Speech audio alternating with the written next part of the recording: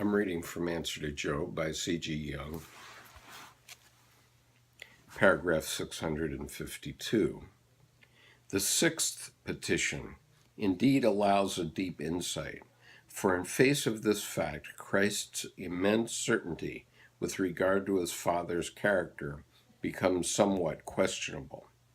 It is, unfortunately, a common experience that particularly positive and categorical assertions are met with wherever there is a slight doubt in the background that has to be stifled.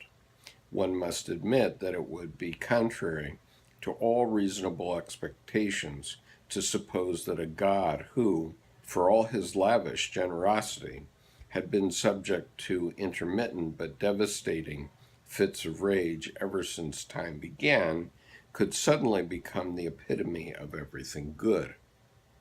Christ's unadmitted but nonetheless evident doubt in this respect is confirmed in the New Testament, and particularly in the Apocalypse.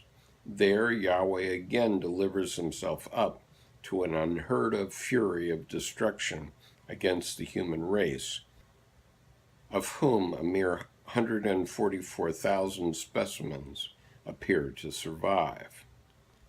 Revelation 7:4.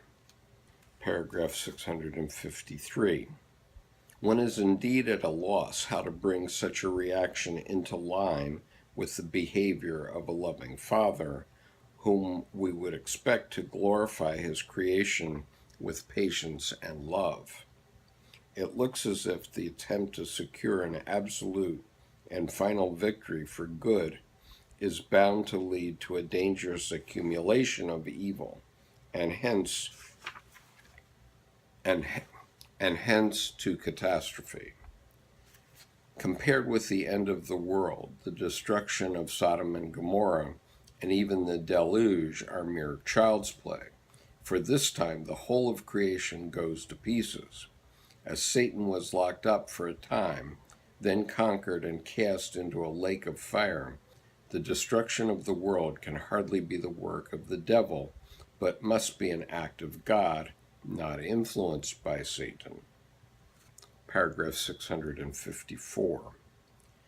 The end of the world is, however, preceded by the circumstance that even Christ's victory over his brother Satan, Abel's counterstroke against Cain, is not really and truly won, because before this can come to pass, a final and mighty manifestation of Satan is to be expected. One can hardly suppose that God's incarnation in his Son Christ would be calmly accepted by Satan.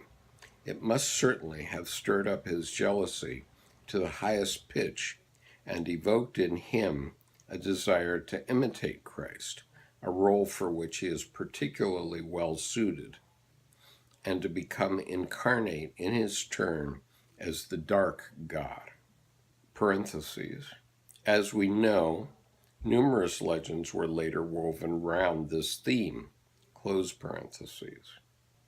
This plan will be put into operation by the figure of the Antichrist after the preordained 1,000 years are over, the term allotted by astrology to the reign of Christ. This expectation, which is already to be found in the New Testament, reveals a doubt as to the immediate finality or universal effectiveness of the work of salvation. Unfortunately, it must be said that these expectations gave rise to thoughtless revelations which were never even discussed with other aspects of the doctrine of salvation, let alone brought into harmony with them.